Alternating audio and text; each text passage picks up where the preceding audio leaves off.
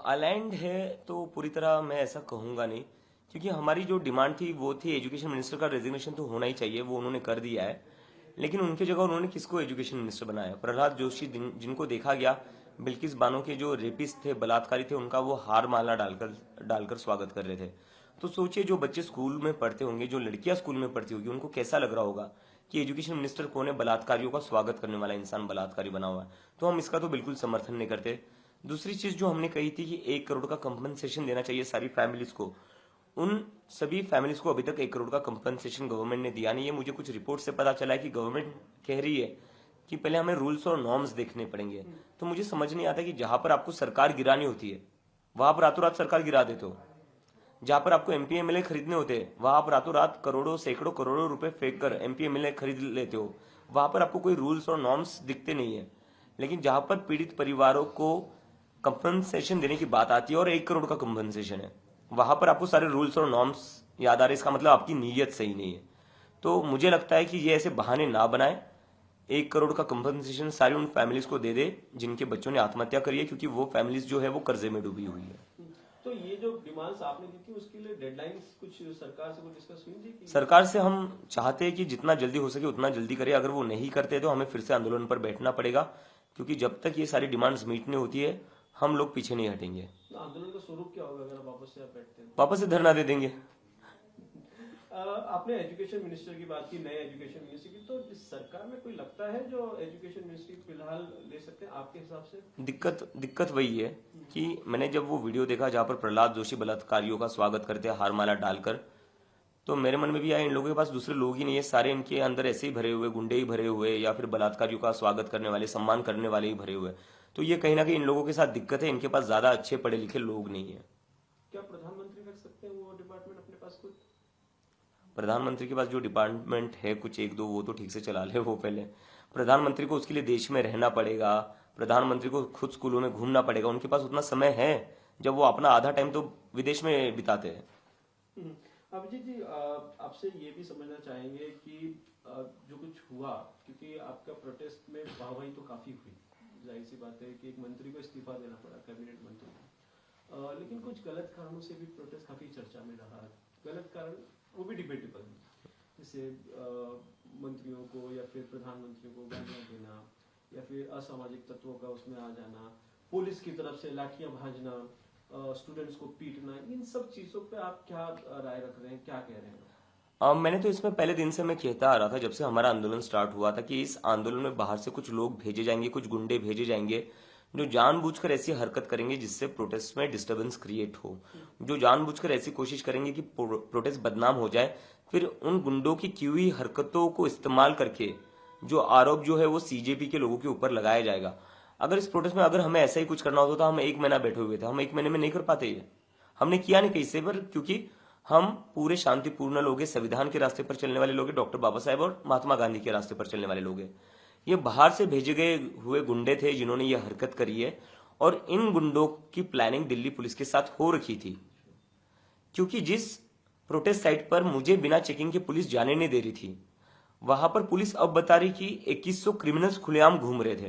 तो ये 2100 जो क्रिमिनल्स है वो खुलेआम कैसे घूम रहे थे? पहली बात, किसकी गलती है? किसने इन्हें खुला छोड़ा? दूसरी बात, जंतर मंतर पर जहां पर मेरी बिना चेकिंग के एंट्री नहीं होती थी, वहां पर ये 2100 क्रिमिनल्स बिना चेकिंग के कैसे आए? एएनआई की टीम आती थी, एएनआई की टीम के भी इक्विपमेंट्स चेक होते थे, उनकी टीम की भी चेकिंग होती थी। तो पुलिस ने इन क्रिमिनल्स को बिना चेकिंग के अंदर कैसे आने दिया, या चेकिंग के साथ अंदर आने दिया और बोला कि आप लोग जाओ अंदर माहौल खराब कर लो? तो इसमें पुलिस पर भी बहुत बड़ा प्रश्न चिन्ह है, जिसके उन्हें जवाब देने पड़ेंगे। तो बड़ा सवाल खड़ा कर रहे हैं आप दिल्ली पुलिस पर। मैं सवाल नहीं खड़ा कर रहा हूं, मैं बता रहा हूं 19 की रात को दिल्ली पुलिस ने पत्थरों से भरा ट्रक जंतर मंतर के पीछे लगा रखा था, स्टेज के पीछे। अब पत्थरों से भरा ट्रक खड़ा करने का रीजन क्या है?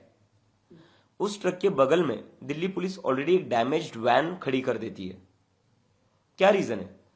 आप मार्च के पहले 20 जुलाई को हमारा मार्च होना था, उसके ठीक पहले रात को आप एक पत्थरों से भरा ट्रक वहां पार्क करते हो दिल्ली पुलिस के लोग, और एक टूटी हुई वैन खड़ी करते हो, और अगले दिन न्यूज क्या आती है? पथराव हुआ, गाड़ी तोड़ी गई, जिसकी प्लानिंग दिल्ली पुलिस ने पहले से ही करके रखी थी।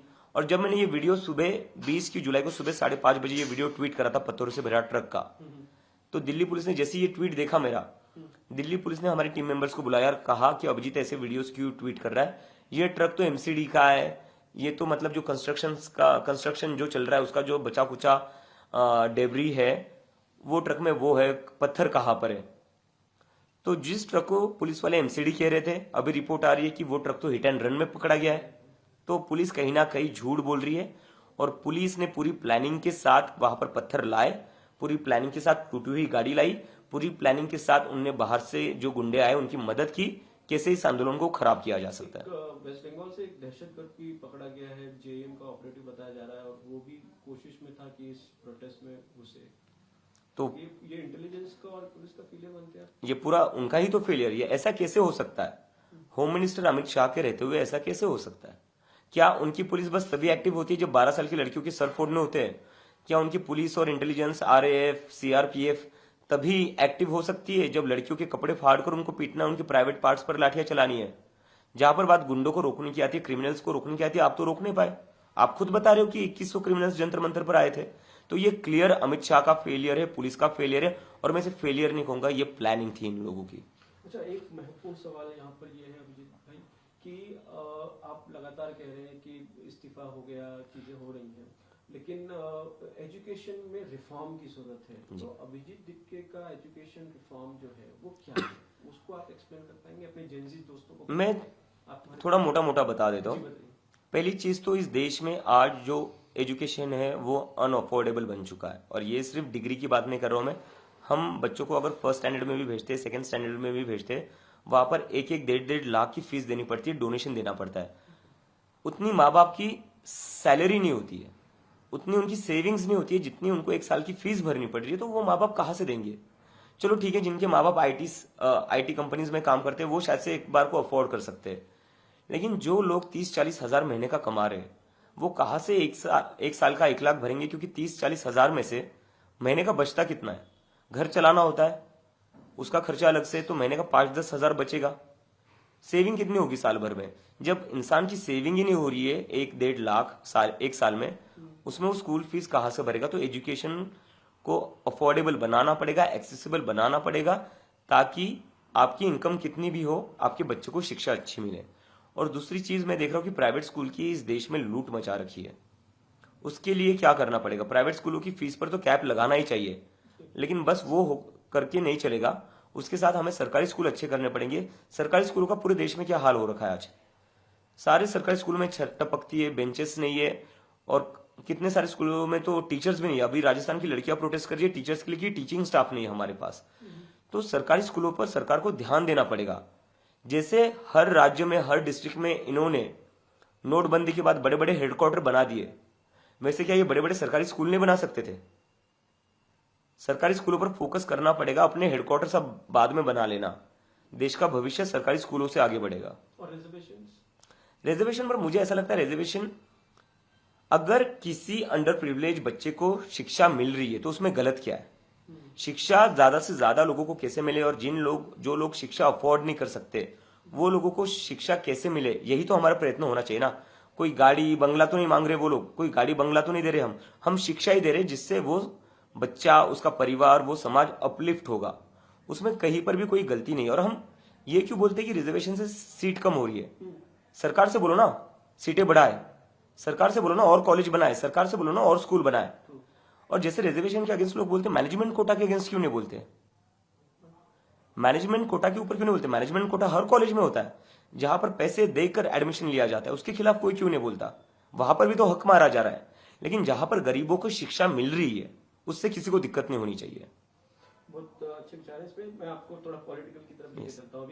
अभिजीत जी, आपने बताया कि आप एक प्रेशर ग्रुप बन के ही रहना चाहते हैं, तो क्या इसका मतलब ये समझे कि आने वाले दिनों में, क्योंकि ये पास्ट में देखा है हमने कि किस तरह आंदोलन करने वाले पॉलिटिशियंस बन गए, पार्टियां बना दी, तो क्या सीजेपी का फ्यूचर क्या है? नहीं, अभी हमारा वैसा कोई ये इंटेंशन नहीं है, क्योंकि इस देश में अभी पॉलिटिक्स का क्या हाल हो रखा है आपने देख ही रखा है। पार्टियां तोड़ी जा रही है ईडी सीबीआई भेजकर, इलेक्शन हो रहे थे इलेक्शंस में वोट्स डिलीट किए जा रहे हैं। लोगों का तो भरोसा उठ चुका है एक तरीके से पॉलिटिक्स से, क्योंकि लोग कहते हैं कि हम सुबह वोट किसी और को करते हैं, शाम को सरकार किसी और की बन जाती है। हम एमपी एमएलए किसी एक पार्टी का चुनते हैं, शाम को वो किसी और पार्टी में होता है। तो जब इस तरह का माहौल है पूरे देश में, तो जहां पर पूरा पॉलिटिक्स से भरोसा उठ चुका है वहां पर पॉलिटिकल पार्टी बनाकर करेंगे क्या? मुझे लगता है कि लोगों का जैसा भरोसा उठता जा रहा है सारे इंस्टीट्यूशन से, चाहे वो जुडिशरी हो, चाहे वो इलेक्शन सिस्टम हो, चाहे वो इलेक्शन कमीशन खुद ना हो, और चाहे मीडिया क्यों ना हो, तो कहीं ना कहीं इस देश को अब एक पब्लिक मूवमेंट की जरूरत है, प्रेशर ग्रुप की। बिल्कुल। तो आप प्रेशर ग्रुप बने रहेंगे? जी बिल्कुल। तो जब आप प्रेशर ग्रुप की बात करते हैं तो क्यों जरूरत पड़ रही है प्रेशर ग्रुप की? क्या अपोजिशन वो काम नहीं कर पा रहा है? क्योंकि हम डेमोक्रेसी में हैं और हमारी डेमोक्रेसी उसमें अपोजिशन भी उतना ही इक्वल इम्पोर्टेंस होता है जितनी सरकारें होती है। तो अभी का जो अपोजिशन वो नाकाम ठहर रहा है? मुझे लगता है कहीं ना कहीं सारे ही पॉलिटिकल पार्टीज, चाहे वो अपोजिशन हो चाहे रूलिंग पार्टी, वो कहीं ना कहीं डिस्कनेक्ट हो चुके हैं, और खास करके डिस्कनेक्ट हुए युवाओं से। इसलिए आपने देखा होगा कि सीजेपी के साथ सबसे ज्यादा युवा जुड़े हुए हैं। और हमारे देश का अगर हम डेमोग्राफी देखने जाएंगे तो हमारे देश में 60% लोग 35 की उम्र के नीचे आते हैं। इसका मतलब majority of the country is very young and under the age of 35, जिसको कोई भी पार्टी केटर नहीं कर रही है, जिनकी कोई भी बात कर नहीं रही है। और दूसरी एक चीज जो है बेरोजगारी, हमारे देश में जितने बेरोजगार है उसमें से 80% बेरोजगार उनके पास डिग्रीज है। 80% पीपल हैव फॉर्मल डिग्रीज, उसके बाद भी वो बेरोजगार है। तो आज के डेट में हमारे देश में तो डिग्री फायदा नहीं घाटा हो गई है। तो बच्चों को ये लग रहा है, लड़कों को ये लग रहा है, लड़कियों को ये लग रहा है कि यार डिग्री लेकर पढ़ाई लिखाई कर कर हमने गलती कर दी क्या, हमें तो जॉब्स ही नहीं मिल रही है। तो इन चीजों पर कोई भी ठीक से एड्रेस नहीं कर पाया है। इसलिए मुझे कहीं ना कहीं लगता है कि एक पब्लिक मूवमेंट को इतना ज्यादा सपोर्ट मिला है। ये जो पब्लिक मूवमेंट चल ही रहा था आपका, तस्लीमा नसरीन है, उन्होंने आपके इस आंदोलन को, सीजेपी के आंदोलन को बांग्लादेश में 2024 में जो मूवमेंट हुआ उससे कंपेयर किया है। क्या आप उससे इत्तेफाक रखते हैं? मुझे लगता है कि तस्लीमा नरसिन, क्या नाम है उनका? तस्लीमा नसरीन। तस्लीमा नसरीन। मुझे लगता है जो पुलिस ने लाठियां चलाई, सर फोड़ा, पेलेट गन्स चलाई, टीयर गैस चलाए, वो विजुअल्स देखकर शायद से उनको बांग्लादेश की याद आई होगी। क्योंकि स्टूडेंट्स ने तो ऐसा कहीं पर भी नहीं करा है। स्टूडेंट्स ने अपना सर फुड़वा लिया, अपना हाथ तुड़वा लिया, अपना पैर तुड़वा लिया है, और उसके बाद भी स्टूडेंट शांति से बैठे रहे। और स्टूडेंट ने रिस्पॉन्ड कैसे किया? स्टूडेंट्स ने रिस्पॉन्ड किया मीम्स और ह्यूमर के साथ। हमारे देश का जो युवा है, वो युवा ने ब्रूटैलिटी का रिस्पॉन्ड किया है मीम्स और ह्यूमर के साथ। झारखंड में भी कुछ बच्चे प्रोटेस्ट पे बैठे, उनसे बात हुई आपकी? उनकी मांगों को आप सपोर्ट कर रहे हैं? जी जी, कल रात को ही मेरी उनसे बात हुई, और मैंने उनसे बात की और मैंने उनको पूरा अश्योरेंस दिया उनको कि आपकी जो भी डिमांड्स हैं हम पूरी तरह आपके साथ हैं, और आप संघर्ष करते रहिए। जैसी मेरी तबीयत ठीक होती है मैं खुद वहां जाऊंगा। अभी क्योंकि मुझे टाइफाइड हो रखा है तो इसलिए मैं ट्रैवल नहीं कर पा रहा हूँ, लेकिन झारखंड में जो प्रोटेस्ट हो रहा है उन स्टूडेंट्स के साथ हम पूरी तरीके से। आरएसएस के एक नेता है, वो कहते हैं कि एंटी नेशनल है सीजेपी का जो पूरा चल रहा है। जिन्होंने महात्मा गांधी की हत्या करी, उस विचारधारा के लोग हमें एंटी नेशनल कह रहे हैं। मुझे लगता है उनको कोई अधिकार नहीं है, कोई मॉरल राइट नहीं है। जो गांधी के हत्यारे है उनको कोई मॉरल राइट नहीं है किसी और को एंटी नेशनल कहने का। इस देश में सबसे पहला कोई एंटी नेशनल था तो वो नथुराम गोडसे था। उमर खालिद पे फिर क्या विचार है आपका? मुझे लगता है उनकी हियरिंग तो होनी चाहिए, उनका ट्रायल तो होना चाहिए। ट्रायल नहीं हो रहा है, हियरिंग नहीं हो रहा है, तो कहीं ना कहीं लीगल जो प्रोसीडिंग है उसे ना रोका जाए, लीगल प्रोसीडिंग तो हो जानी चाहिए। मेरा एक लास्ट आखिरी सवाल है, आप काफी चर्चा में हैं, तो पर्सनल अटैक्स भी हो रहे हैं आपके ऊपर। रिसेंटली एक आरटीआई फाइल की गई है आपके एजुकेशन को बताने के लिए, उस पर क्या क्लैरिफिकेशन दे रहे हैं, बता दीजिए। नहीं, उस पर तो मैं यही कहना चाहूंगा कि मैं अपने एजुकेशन लोन और मैं मेरी स्कॉलरशिप के लेटर दिखाने को तैयार